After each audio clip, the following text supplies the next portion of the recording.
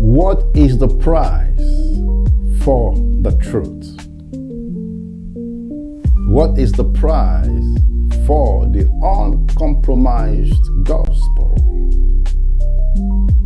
You see, my father was invited just some few months ago to a large Christian organizations conference,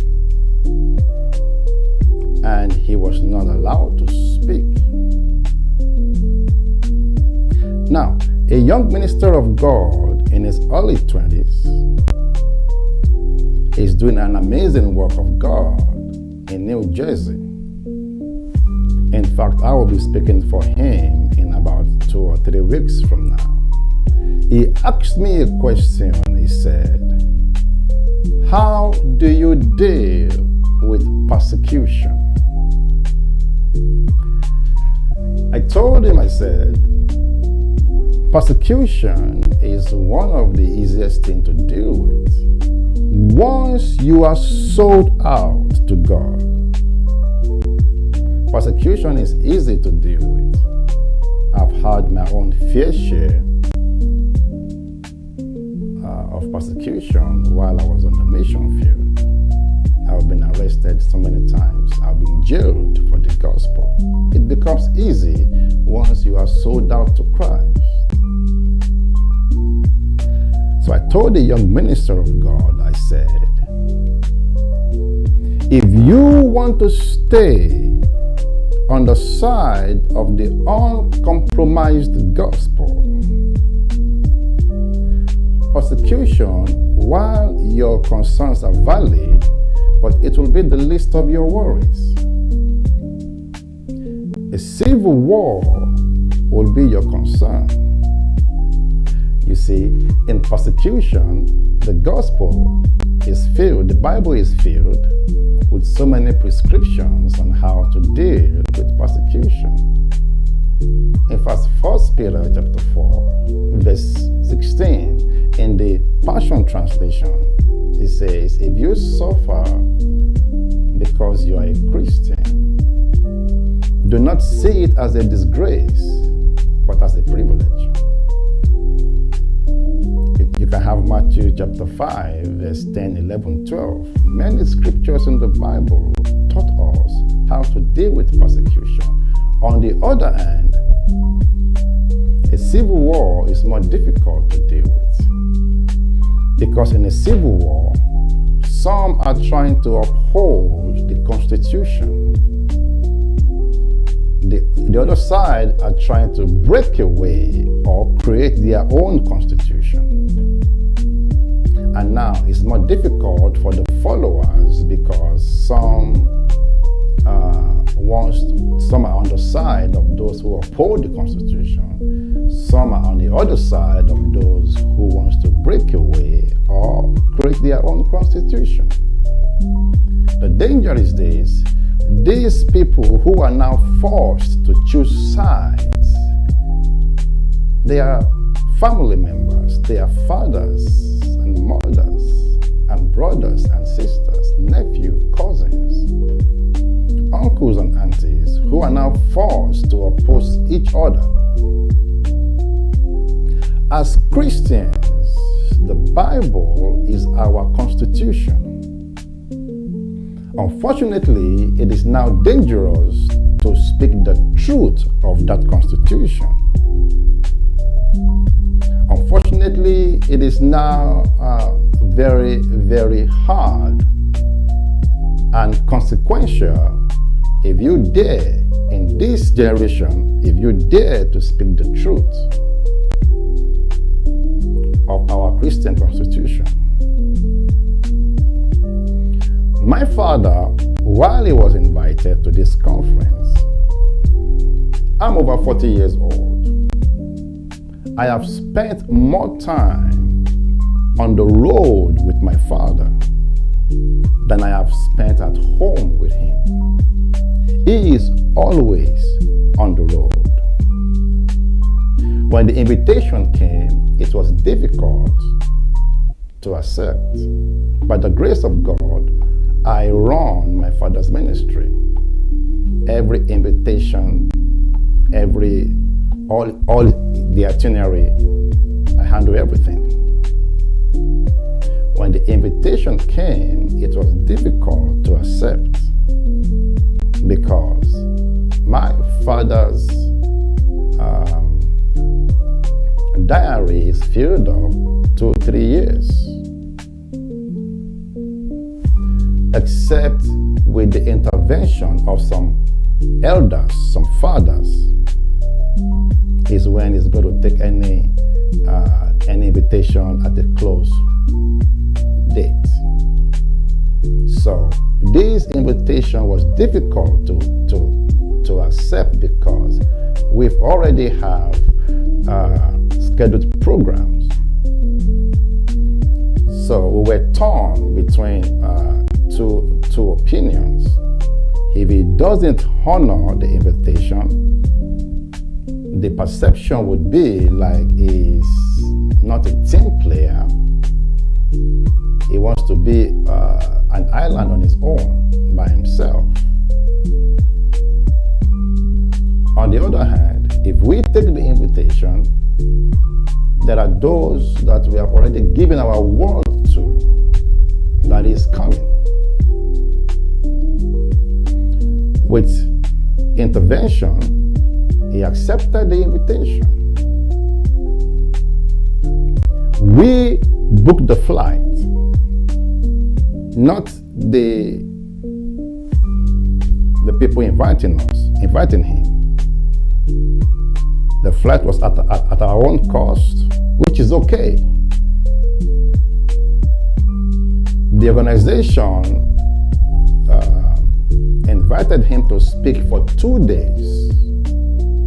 It was given the date and the time.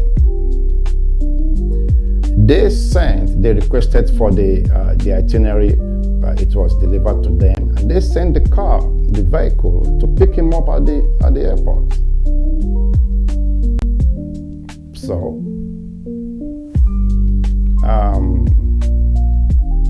not to go into too many details, he arrived there. On the first day, the time that he was supposed to be there, he was there. The vehicle took him there, but he was not allowed to speak. And he was told, sorry, the program is filled up. We have it scheduled for tomorrow, the next day. Now, the accommodation that was provided for him was more of a hostel, or let me say a guest house. We immediately arranged a different accommodation for him. But my father said, if that is what was provided for him, he prefers to stay there so that it would not be said that he didn't accept what was given to him. So he stayed there. For the 2 days, no welfare was provided. No food, no drink, nothing. That's not a problem. We did all that. That's not a problem.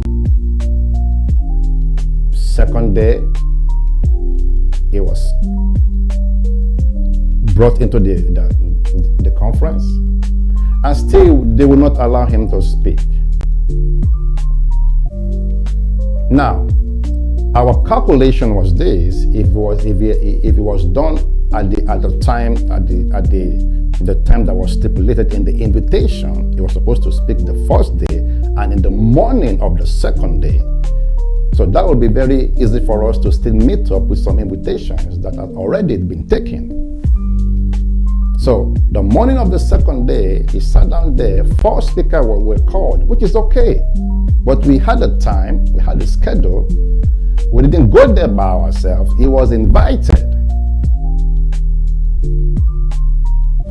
Now, so we have to be calculating, if he's not being called, should he leave for some other invitations that has been booked for that day? But my father said it's better for him to wait. At least he was given an invitation, and he honored the invitation at a very heavy cost. Eventually, at the end of the program, it sat down all through. At the end of the program, a class, a session was coined out. I guess they had these workshops. It was coined out for him to speak in at the end of the program, which he did. Now, the team that went with him, they were like, sir, we need to go. We still have to honor some invitations because this was not what the invitation says. My father said, if that's what they want me to do, I'm going to do it. At a heavy cost to the already stipulated arranged invitation. He went to the workshop, attended, spoke at the workshop. Glory be to God. It was well received by the people. My father made a statement. He said, I don't want to leave this place because there are people who are hungry and thirsty. So it would not be okay for me. He's speaking now. He said, it will be okay for me to leave this conference without leaving a word in the hearts of the people. And so I guess the people who were very hungry, they were part of his workshop, a very large workshop by the grace of God. And it was fulfilled that he was able to leave a seed in the hearts of the people.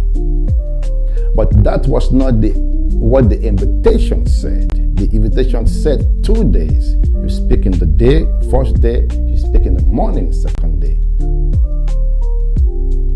Now, I told the young minister, I said, there is a heavy cost when you begin to speak the truth. There's a heavy price when you decide to stay on the side of the uncompromised gospel. This is not an attack. This is for everyone who is thirsty for the truth. There is a price for it. And the price is you might be singled out. And that's okay. That's okay. The price is, it's not a popular opinion. Your message will not be a popular opinion. We have tried our best to stay focused on the assignment that God has given to us. Glory be to God. But one thing that I told the young minister of God, and I'm saying it to everyone that is hearing me today, the future is very bright. The future is great because there are many young people who are hungry and thirsty for the truth. There are many young people whose eyes are opening and they just want the old gospel. The gospel that was passed down from the early church. The uncompromised gospel. The uncompromised gospel. The future is bright. The future is great. Seek the face of the Lord. I'm very excited because when you seek the face of the Lord, He has poured His Spirit out upon our flesh. We who operate in the power ministry, we have less time for negotiations. We have less time for dialogue. But it comes to a point in life where young people are hungry and thirsty and they are asking questions and you have to converse with them. If you are hearing me today, I want to encourage you. God is waiting for you to pick up the mantle. You have no idea how long He's been waiting. Seek His face, pick up the mantle, and begin to do exploits.